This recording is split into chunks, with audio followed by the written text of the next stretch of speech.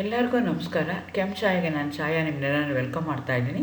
ಇವತ್ತಿನ ಸೆಷನ್ ನಾವು basic terms ಇನ್ organic chemistry ಅನ್ನೋದ್ರ ಬಗ್ಗೆ ತಿಳ್ಕೊಳ್ತಾ ಹೋಗೋಣ. ನನ್ನ ಇಂಟೆನ್ಷನ್ ಏನು ಈ ಚಾನೆಲ್ನ ಸ್ಟಾರ್ಟ್ ಮಾಡೋದಕ್ಕೆ ಅಂದರೆ ಸಾಧ್ಯ ಆದಷ್ಟು ಕೆಮಿಸ್ಟ್ರಿನ ಸಿಂಪಲ್ಲಾಗಿ ಕನ್ನಡದಲ್ಲಿ ಹೇಳುವಂಥ ಪ್ರಯತ್ನ ಮಾಡ್ತಾ ಇದ್ದೀನಿ. ನಾನು Bangalore university, Bangalore central university BSc chemistry syllabus ಏನಿದೆಯಲ್ಲ ಅದನ್ನೆಲ್ಲ ಅಪ್ಲೋಡ್ ಮಾಡೋದಕ್ಕೆ ಟ್ರೈ ಮಾಡ್ತಾ ಇದ್ದೀನಿ. Again welcome to Chaya. ನನ್ನ ಚಾನೆಲ್ನ ಸಬ್ಸ್ಕ್ರೈಬ್ ಮಾಡಿ, ಶೇರ್ ಮಾಡಿ, ಸಪೋರ್ಟ್ ಮಾಡಿ. ಸೊ ನಾವು ಬೇಸಿಕ್ ಟರ್ಮ್ಸ್ ಆರ್ಗ್ಯಾನಿಕ್ ಕೆಮಿಸ್ಟ್ರಿಯಲ್ಲಿ ಯಾವ್ಯಾವ್ದು ಯೂಸ್ ಮಾಡ್ತೀವಿ ಅಂದರೆ ಹೋಮೋಲಿಟಿಕ್ ಕ್ಲಿವೇಜ್, ಹೆಟರೋಲಿಟಿಕ್ ಕ್ಲಿವೇಜ್ ಅಂತ ಹೇಳ್ತೀವಿ, which comes under bond cleavage. Next electrophiles, nucleophiles ಅಂತ ಹೇಳ್ತೀವಿ, which are called as reagents. ಅದೇ ಥರ carbocations, carbanions, free radicals, carbenes ಅಂತ ಯೂಸ್ ಮಾಡ್ತೀವಿ. These are reactive intermediates we come across in the organic chemistry. ಹಾಗಂದರೆ ಏನು ಅನ್ನೋದ್ರ ಬಗ್ಗೆ ಈಗ ನಾವು ತಿಳ್ಕೊಳ್ತಾ ಹೋಗೋಣ. ಆರ್ಗ್ಯಾನಿಕ್ ರಿಯಾಕ್ಷನಲ್ಲಿ ಈಕ್ವೇಷನ್ಸ್ ಬರುತ್ತಲ್ಲ, ಅದನ್ನು ಹೇಗೆ ಬರಿತೀವಿ ಅಂದರೆ ರಿಯಾಕ್ಟೆಂಟ್ಸು ಮತ್ತು ಪ್ರಾಡಕ್ಟ್ಸು ಇರುತ್ತೆ. ಆ ರಿಯಾಕ್ಟೆಂಟ್ಸು ಪ್ರಾಡಕ್ಟ್ಸು ಮಧ್ಯದಲ್ಲಿ ಆರೋ ಮಾರ್ಕ್ ಇರುತ್ತೆ. That arrow mark pointing towards the product. So ಈ ಥರ ನಾವು ಬರಿತೀವಲ್ಲ, ಇದಕ್ಕೆ ನಾವೇನಂತ ಕರಿತೀವಿ ಅಂದರೆ ಆರ್ಗ್ಯಾನಿಕ್ ರಿಯಾಕ್ಷನ್ ಅಂತ ಹೇಳ್ತೀವಿ. Organic reaction I am going to represent by two terms. One is a reactant, other one is a product, in which both of them are separated by an arrow mark. ಇಂಥದಕ್ಕೆ ನಾವೇನಂತ ಕರಿತೀವಿ ಅಂದರೆ chemical equation ಅಂತ ಕರಿತೀವಿ, ಅಂದರೆ organic reaction ಅಂತ ಕರಿತೀವಿ. ಈಗೇನು ರಿಯಾಕ್ಟೆಂಟ್ಸಲ್ಲಿ ಮತ್ತೆ ಎರಡು ಥರ ಇರುತ್ತೆ. ಒಂದಕ್ಕೆ ಅಟ್ಯಾಕಿಂಗ್ ರಿಯೇಜೆಂಟ್ ಅಂತ ಹೇಳ್ತೀವಿ, ಇನ್ನೊಂದಕ್ಕೆ ಸಬ್ಸ್ಟ್ರೇಟ್ ಅಂತ ಹೇಳ್ತೀವಿ. ಸೊ ಸಬ್ಸ್ಟ್ರೇಟ್ ಅಂದರೆ ಹಾಗೆ ಇರುತ್ತೆ. Attacking reagent is a one which going to attack the substance to give the product. Conditions ಏನಿರುತ್ತಲ್ಲ ಅದನ್ನು ನಾವೇನು ಮಾಡ್ತೀವಿ, ಕಂಡೀಷನ್ಸ್ ಅಂದರೆ ಟೆಂಪ್ರೇಚರ್ ಆಗ್ಬೋದು, ಕೆಟಲಿಸ್ಟ್ ಆಗ್ಬೋದು, ಪ್ರೆಷರ್ ಆಗ್ಬೋದು, above or below the equation ಅದನ್ನು ಮೆನ್ಷನ್ ಮಾಡಿರ್ತೀವಿ. ಅದೇ ರೀತಿ ಕೆಲವೊಂದು ಸಲ ಈಕ್ವೇಷನ್ ಬರೆದಾಗ HNu ಅಥವಾ ಡೆಲ್ಟಾ ಅಂತ ಬರೀತಾರೆ. HNu ಅಂತ ಬರೆದ್ರೆ photochemical reaction, the reaction is taking place in presence of A light ಅಂತಿದ್ರೆ HNu ಬರೀತಾರೆ. ಅದಕ್ಕೆ ಡೆಲ್ಟಾ ಅಂತಂದರೆ ಥರ್ಮೋಕೆಮಿಕಲ್ ರಿಯಾಕ್ಷನ್ಸ್ ಅಂತ ಹೇಳ್ತಾರೆ, in presence of an heat ಮಾಡ್ತಿದ್ದಾಗ ಡೆಲ್ಟಾ ಯೂಸ್ ಮಾಡ್ತಾರೆ. ಸೊ ಆರ್ಗ್ಯಾನಿಕ್ ರಿಯಾಕ್ಷನ್ ನಾನು ಹೆಂಗೆ ರೆಪ್ರೆಸೆಂಟ್ ಮಾಡ್ತೀನಿ, ರಿಯಾಕ್ಟೆಂಟ್ಸು, ಪ್ರಾಡಕ್ಟು, ಆರೋ ಮಾರ್ಕ್ ಇರುತ್ತೆ. Arrow mark is always pointing towards the product. ಅದ್ರ ಮೇಲೆ ಕಂಡೀಷನ್ಸ್ ಏನಿದೆಯಲ್ಲ above or below the reactions ಬರಿತಾ ಹೋಗ್ತೀನಿ. ಸೊ ಇದರಲ್ಲಿ ಎಗೇನ್ ಒನ್ ಸ್ಟೆಪ್ ರಿಯಾಕ್ಷನ್ ಇರ್ಬೋದು ಅಥವಾ ಮಲ್ಟಿ ಸ್ಟೆಪ್ ಅಥವಾ ಸ್ಟೆಪ್ ವೈಸ್ ರಿಯಾಕ್ಷನ್ ಇರ್ಬೋದು. ಸೊ ಸಿಂಗಲ್ ಸ್ಟೆಪ್ ಇದ್ದರೆ ಅದನ್ನು ಕನ್ಸರ್ಟೆಡ್ ರಿಯಾಕ್ಷನ್ ಅಂತ ಕರೀತಾರೆ. ಸೊ ಅಲ್ಲಿ ಏನಾಗುತ್ತೆ ಅಂದರೆ ಸ್ಟಾರ್ಟಿಂಗ್ ಮೆಟೀರಿಯಲ್ ಏನಾಗುತ್ತೆ, ರಿಯಾಕ್ಟ್ ಆಗಿಬಿಟ್ಟು ನಿಮ್ಗೆ ಏನಾಗ್ತಾ ಹೋಗುತ್ತೆ, ಪ್ರಾಡಕ್ಟ್ನ ಕೊಡುತ್ತೆ, ಒಂದೇ ಸ್ಟೆಪ್ಪಲ್ಲಿ ರಿಯಾಕ್ಷನ್ ಆಗುತ್ತೆ. ಆದರೆ ಜನರಲಿ ಹಂಗಾಗಲ್ಲ. ಜನರಲಿ ಏನು ಮಾಡ್ತೀವಿ ಅಂದರೆ ಈ ಸ್ಟಾರ್ಟಿಂಗ್ ಮೆಟೀರಿಯಲ್ ಏನಾಗುತ್ತಲ್ಲ ಅಲ್ಲಿ ಬ್ರೇಕಿಂಗ್ ಆಫ್ ದಿ ಬಾಂಡ್ ಆಗಬೇಕು, ನ್ಯೂ ಬಾಂಡ್ ಫಾರ್ಮೇಷನ್ ಆಗಬೇಕು, ಅವಾಗಷ್ಟೇ ಪ್ರಾಡಕ್ಟ್ ಫಾರ್ಮೇಷನ್ ಆಗುತ್ತೆ. ಅವೆರಡರ ಮಧ್ಯದಲ್ಲಿ ನಮಗೆ ಇನ್ನೊಂದು ಟರ್ಮ್ ಬರುತ್ತೆ.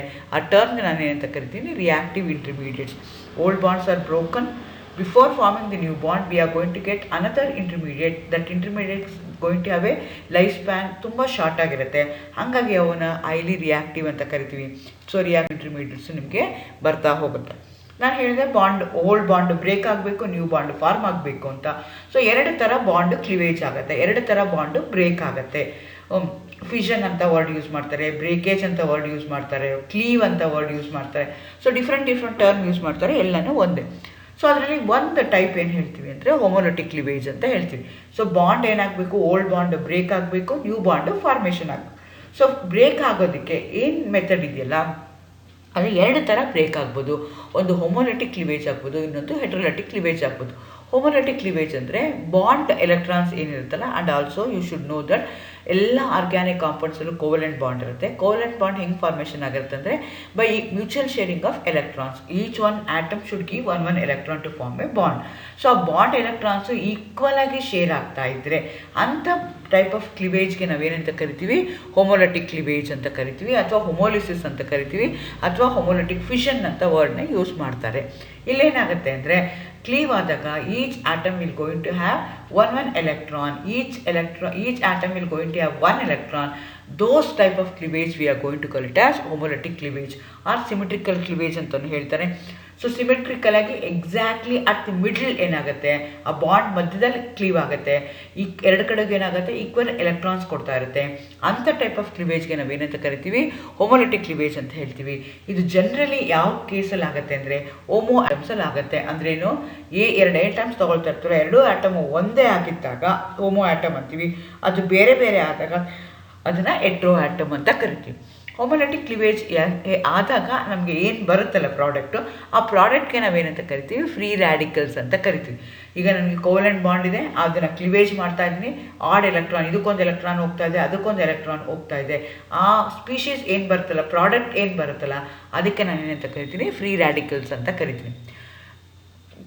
ಈ ರಿಯಾಕ್ಷನ್ಸ್ ಏನಾಗುತ್ತಲ್ಲ ತುಂಬ ಫಾಸ್ಟಾಗಿ ಆಗುತ್ತೆ, ಯಾಕೆಂದರೆ ಫ್ರೀ ರ್ಯಾಡಿಕಲ್ದು ಈ ಲೈಫ್ ಸ್ಪ್ಯಾನ್ ಇದೆಯಲ್ಲ, ಆಫ್ ಲೈಫ್ ಏನಿದೆಯಲ್ಲ ತುಂಬ ಶಾರ್ಟ್ ಇದೆ. ಹಾಗಾಗಿ ರಿಯಾಕ್ಷನ್ಸ್ ಏನಾಗುತ್ತೆ, ವೆರಿ ರ್ಯಾಪಿಡ್ಲಿ ವೆರಿ ಫಾಸ್ಟಾಗಿ ರಿಯಾಕ್ಷನು ಆಗುತ್ತೆ.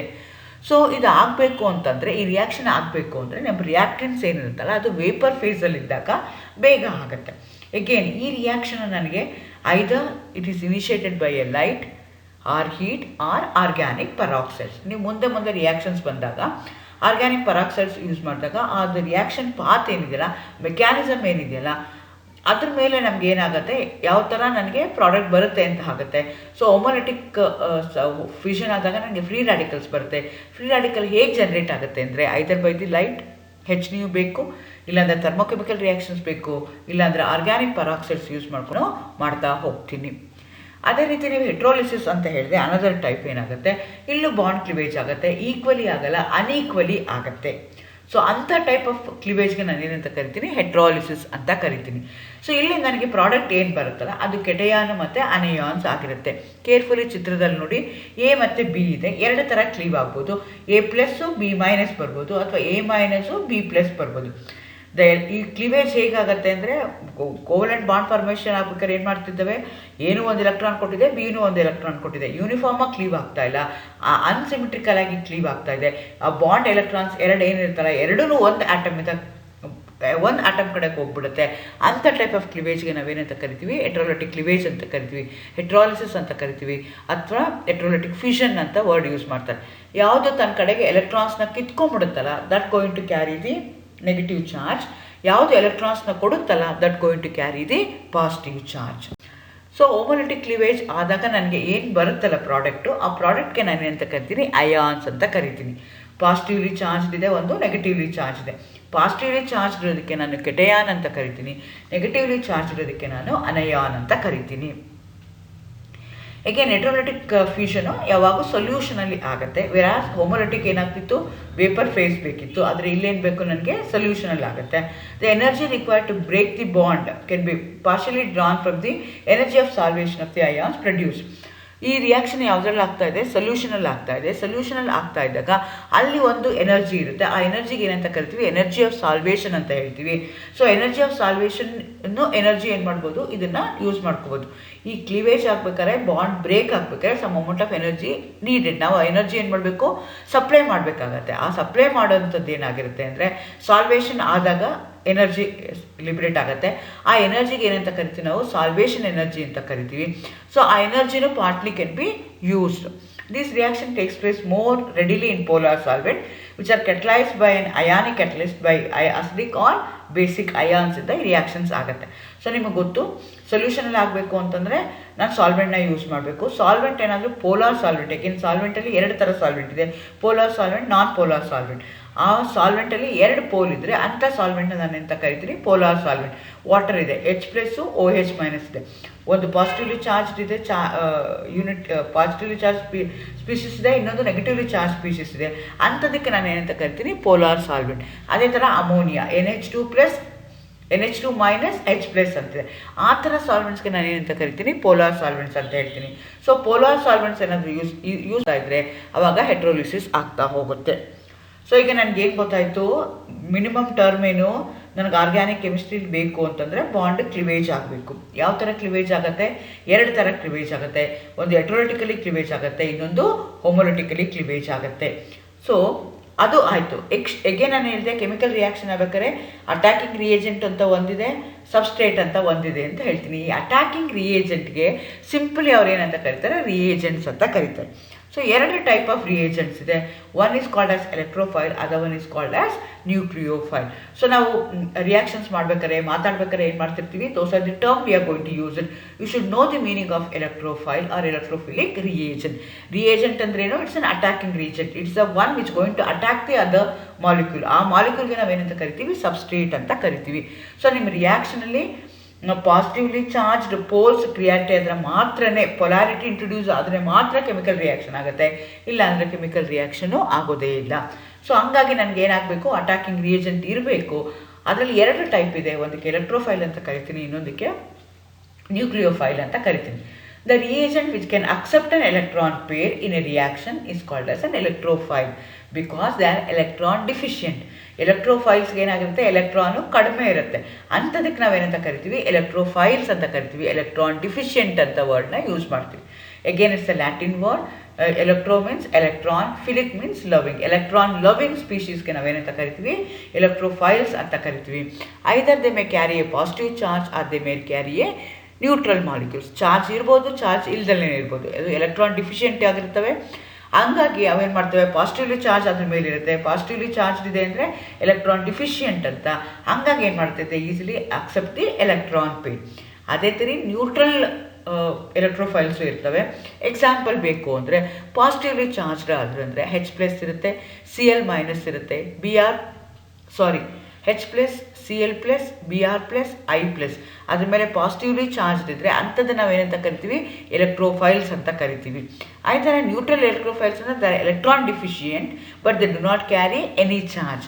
ಅಂಥದಕ್ಕೆ ನಾವೇನಂತ ಕರಿತೀವಿ, ನ್ಯೂಟ್ರಲ್ ಎಲೆಕ್ಟ್ರೋಫೈಲ್ಸ್ ಅಂತ ಕರಿತೀವಿ. AlCl3 ಆಗಿರ್ಬೋದು, SO3 ಇರ್ಬೋದು, FeCl3 ಆಗಿರ್ಬೋದು, ಇಂಥವೆಲ್ಲನೂ ಎಲೆಕ್ಟ್ರೋಫೈಲ್ಸಾಗಿ ಆ್ಯಕ್ಟ್ ಮಾಡ್ತಾ ಇದ್ದಾವೆ.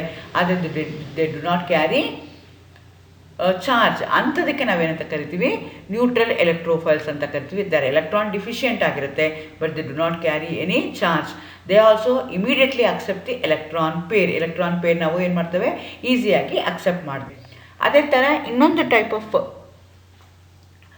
ರಿಯೇಜೆಂಟ್ ಇದೆ, ಅಟ್ಯಾಕಿಂಗ್ ರಿಯೇಜೆಂಟ್ ಇದೆ. ಅದಕ್ಕೆ ಏನಂತ ಕರಿತೀವಿ ಅಂದರೆ ನ್ಯೂಕ್ಲಿಯೋಫೈಲ್ಸ್ ಅಂತೀವಿ, ನ್ಯೂಕ್ಲಿಯೋಫಿಲಿಕ್ ಅಂತೀವಿ. ಎಗೇನ್ ನ್ಯೂಕ್ಲಿಯೋ ಅಂದರೆ ನ್ಯೂಕ್ಲಿಯಸ್, ಫಿಲಿಕ್ ಅಂದರೆ ಲವಿಂಗ್. ನ್ಯೂಕ್ಲಿಯಸ್ನ ಲವ್ ಮಾಡೋ ಅಂಥದಕ್ಕೆ ನ್ಯೂಕ್ಲಿಯೋಫೈಲ್ಸ್ ಅಂತ ಹೇಳ್ತೀವಿ.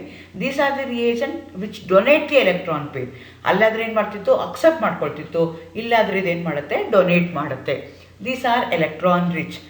therefore they are going to carry either a positive charge or neutral ಆಗಿರ್ಬೋದು. ಪಾಸಿಟಿವ್ಲಿ ಚಾರ್ಜ್ಡ್ ಅಂದರೆ ಎಕ್ಸಸ್ ಎಲೆಕ್ಟ್ರಾನ್ಸ್ ಇರುತ್ತೆ, Cl-, Br-, I- ಇದೆಲ್ಲ ಎಕ್ಸಾಮ್.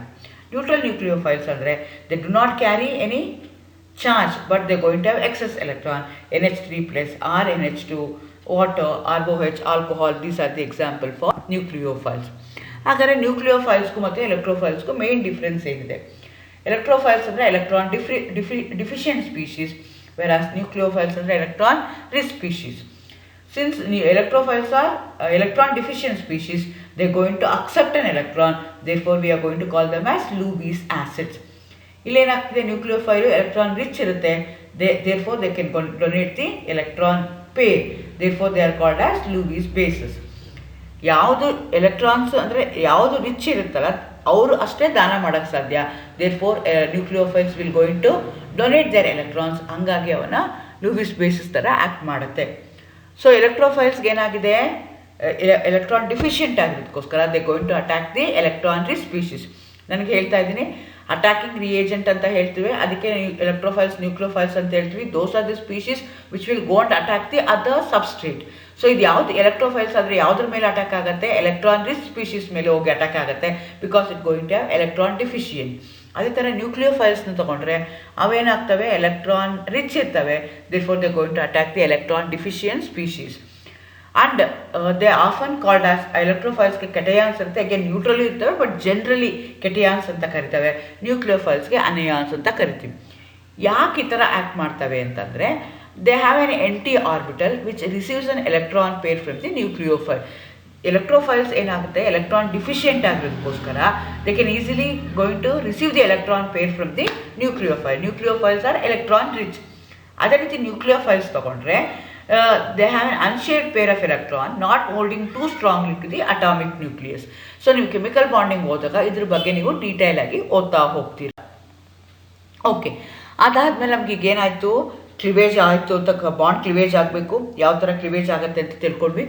ಅಟ್ಯಾಕಿಂಗ್ ರಿಯೇಜೆಂಟ್ ಯಾವ್ಯಾವುದು ಅಂತ ತಿಳ್ಕೊಂಡ್ವಿ, ಹೆಂಗೆ ಅಟ್ಯಾಕ್ ಆಗುತ್ತೆ ಅಂತ ತಿಳ್ಕೊಂಡ್ವಿ. ಬಾಂಡ್ ಬ್ರೇಕ್ ಆದಾಗ ನನಗೇನಾಗುತ್ತೆ ಅಂದರೆ, directly I may not get the product, in between ನನಗೆ ಇನ್ನೊಂದು ಪ್ರಾಡಕ್ಟ್ ಬರುತ್ತೆ. ಆ ಪ್ರಾಡಕ್ಟ್ಗೆ ನಾನೇನಂತ ಕರಿತೀನಿ, intermediates. They are not final product, they are in between. Reactants ಅಲ್ಲ, ಪ್ರಾಡಕ್ಟು ಅಲ್ಲ, ಮಧ್ಯದಲ್ಲಿವೆ. ಹಾಗಾಗಿ ಅದನ್ನು ಏನಂತ ಕರಿತೀನಿ ನಾನು, ಇಂಟರ್ಮೀಡಿಯೇಟ್ಸ್ ಅಂತ ಕರಿತೀನಿ. So they are highly reactive. ಹಾಗಾಗಿ ಇದನ್ನು ಏನಂತ ಕರಿತೀನಿ ನಾನು, ರಿಯಾಕ್ಟಿವ್ ಇಂಟರ್ಮೀಡಿಯೇಟ್ಸ್ ಅಂತ ಕರಿತೀನಿ. ಸೊ ಆ ರಿಯಾಕ್ಟಿವ್ ಇಂಟರ್ಮೀಡಿಯೇಟ್ಸ್ ಹೇಗೆ ಫಾರ್ಮೇಷನ್ ಆಗುತ್ತೆ ಅಂದರೆ ಬೈ ದಿ ಬಾಂಡ್ ಕ್ಲಿವೇಜ್ ಆದಾಗ ಫ್ಯೂಷನ್ ಆದಾಗ ನನಗೆ ಆ ಇಂಟರ್ಮೀಡಿಯೇಟ್ಸು ಬರ್ತಾ ಹೋಗುತ್ತೆ. ಸೊ ನಾನು ಆಲ್ರೆಡಿ ಹೇಳಿದ್ವಿ ಹೆಟರೋಲಿಟಿಕ್ ಕ್ಲಿವೇಜ್ ಆಗ್ಬೋದು ಅಥವಾ ಹೋಮೋಲಿಟಿಕ್ ಕ್ಲಿವೇಜ್ ಆಗ್ಬೋದು. ಇದರಿಂದ ನನಗೇನಾಗುತ್ತೆ ಅಂದರೆ ರಿಯಾಕ್ಷನ್ ಇಂಟರ್ಮೀಡಿಯೇಟ್ಸು ಅಥವಾ ರಿಯಾಕ್ಟಿವ್ ಇಂಟರ್ಮೀಡಿಯೇಟ್ಸ್ ಏನಾಗ್ತಾ ಹೋಗುತ್ತೆ, ಡೆವಲಪ್ ಆಗ್ತಾ ಹೋಗುತ್ತೆ. ಸೊ ಅದರಲ್ಲಿ ಇಂಪಾರ್ಟೆಂಟ್ ಆಗಿರುವಂಥ ರಿಯಾಕ್ಟಿವ್ ಇಂಟರ್ಮೀಡಿಯೇಟ್ಸ್ ಯಾವ್ಯಾವುದು ಅಂದರೆ ಕಾರ್ಬೋಕೆಟಿಯಾನ್ಸ್ ಆಗಿರ್ಬೋದು, ಕಾರ್ಬನಿಯಾನ್ಸ್ ಆಗಿರ್ಬೋದು, ಕಾರ್ಬನ್ ಫ್ರೀ ರ್ಯಾಡಿಕಲ್ಸ್ ಆಗಿರ್ಬೋದು, ಇಲ್ಲ ಅಂದರೆ ಕಾರ್ಬೀನ್ಸ್ ಆಗಿರ್ಬೋದು. So these are the 4 different types of free radicals you may come across.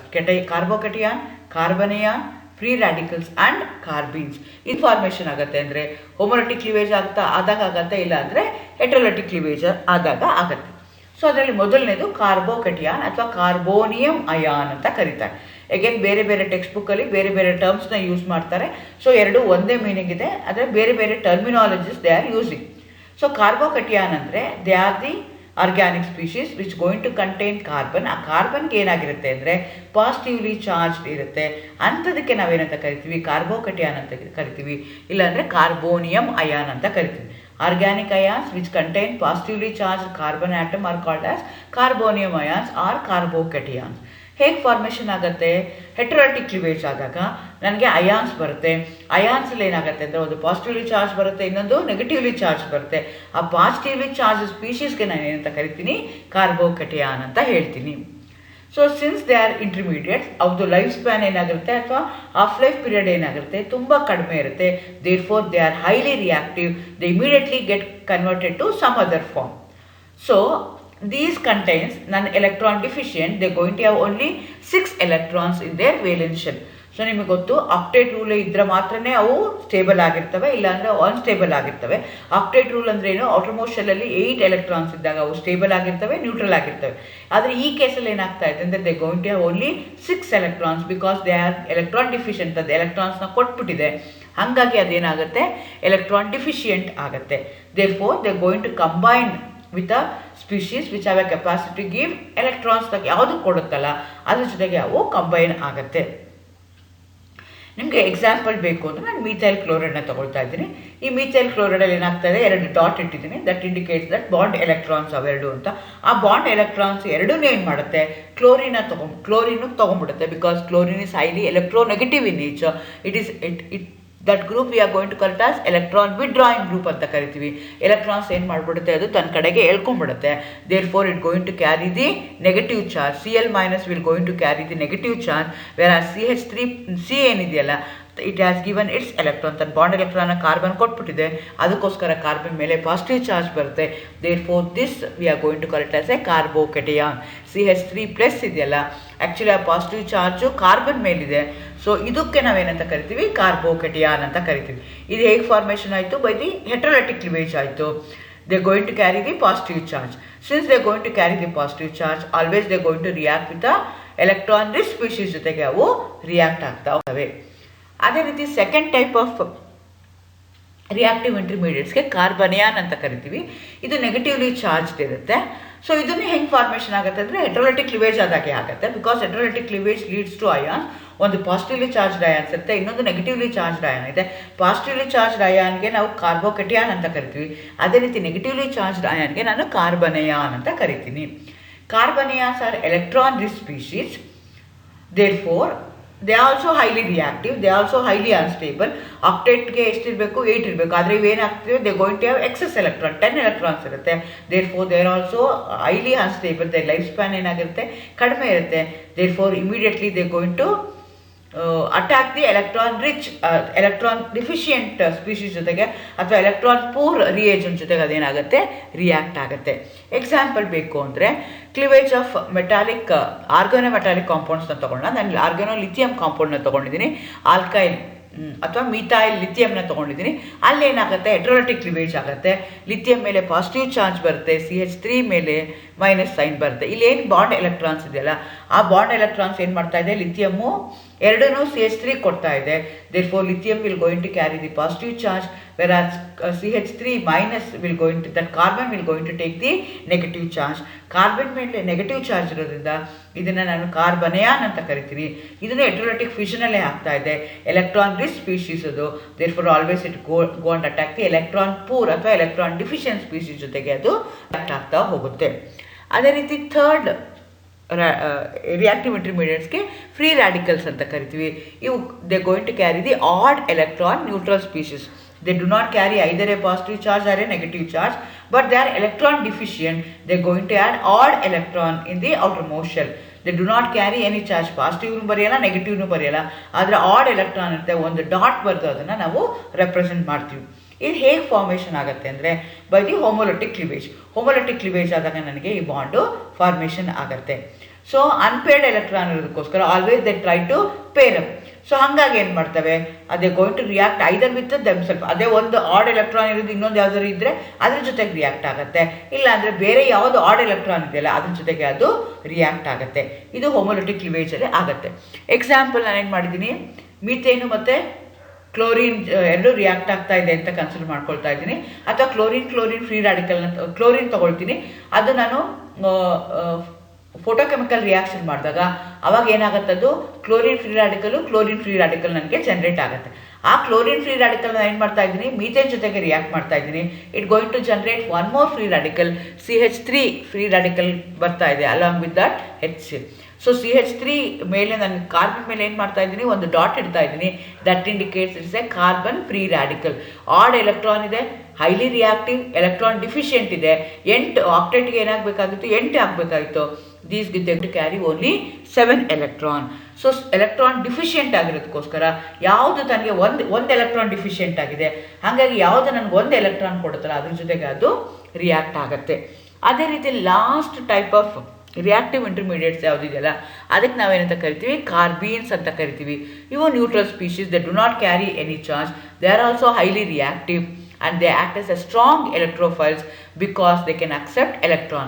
So they are also called as divalent species. ಅದ್ರ ಮೇಲೆ ಎರಡೇ ಎಲೆಕ್ಟ್ರಾನ್ಸ್ ಇರುತ್ತೆ. ಕಾರ್ಬನ್ ಮೇಲೆ 2 ಎಲೆಕ್ಟ್ರಾನ್ಸ್ ಇರುತ್ತೆ. ಆ್ಯಕ್ಚುಲಿ ವೇಲೆನ್ಸಿ ಆಫ್ ಕಾರ್ಬನ್ ಎಷ್ಟಾಗಬೇಕಾಗುತ್ತೆ, 4 ಆಗಬೇಕಾಗುತ್ತೆ. ಆದರೆ ಇಲ್ಲೇನಾಗಿರುತ್ತೆ, ಅದು ಕಾರ್ಬಿನಲ್ಲಿ ಕಾರ್ಬನ್ ವೇಲೆನ್ಸಿ ಏನಾಗುತ್ತೆ, 2 ಆಗಿರುತ್ತೆ. 2 ಹೈಡ್ರೋಜನ್ ಜೊತೆಗೆ ರಿಯಾಕ್ಟ್ ಆಗ್ತಾ ಇದೆ. It going to have 2 electrons like that only. therefore these we are going to call it as divalent species ಅಂತ. ನಾನು CH3CO ಗ್ರೂಪ್ನ ತೊಗೊಂಡಿದ್ದೀನಿ. ಇಲ್ಲೇನಾಗ್ತಾ ಇದೆ, generally carbons reactions photochemical reaction only in presence of light reaction takes place ಆಗುತ್ತೆ. ಆವಾಗ ನನಗೇನಾಯ್ತು, ಇಲ್ಲಿ dimethyl ಕಾರ್ಬಿನು ನನಗೆ formation ಆಗ್ತಾ ಇದೆ. These are also highly unstable and electron deficient. Therefore they are always going to react with an electron rich species, but they do not carry any charge. Octet ಅರೇಂಜ್ಮೆಂಟ್ಗೆ ಏನಾಗ್ತಾ ಇದೆ, ನನಗೆ ಎಲೆಕ್ಟ್ರಾನ್ಸ್ ಕಡಿಮೆ ಇದೆ, ಹಾಗಾಗಿ ನಾನು ಅದನ್ನು ಬರಿತಾ ಹೋಗ್ತೀನಿ. ಸೊ ಅದೇ ಥರ ಕನ್ಸಿಡರ್ ಮಾಡಿಕೊಂಡ್ರೆ, so these are the basic terms we are going to use. Bond cleavage use ಮಾಡ್ತೀವಿ, ರಿಯಾಕ್ಟಿವ್ ಇಂಟರ್ಮೀಡಿಯೇಟ್ಸ್ ಯೂಸ್ ಮಾಡ್ತೀವಿ, type of attacking reagent use ಮಾಡ್ತೀವಿ. ಇದು ನನಗೆ ಅರ್ಥ ಆಗಿಬಿಟ್ರೆ ಕೆಮಿಸ್ಟ್ರಿ, ಆರ್ಗ್ಯಾನಿಕ್ ಕೆಮಿಸ್ಟ್ರಿ ಈಸಿ ಆಗುತ್ತೆ. You start loving organic chemistry. Remember, organic chemistry is not at all difficult. Remember, carbon has only 4 valency. So we are going to roam around the properties of carbon. Thank you.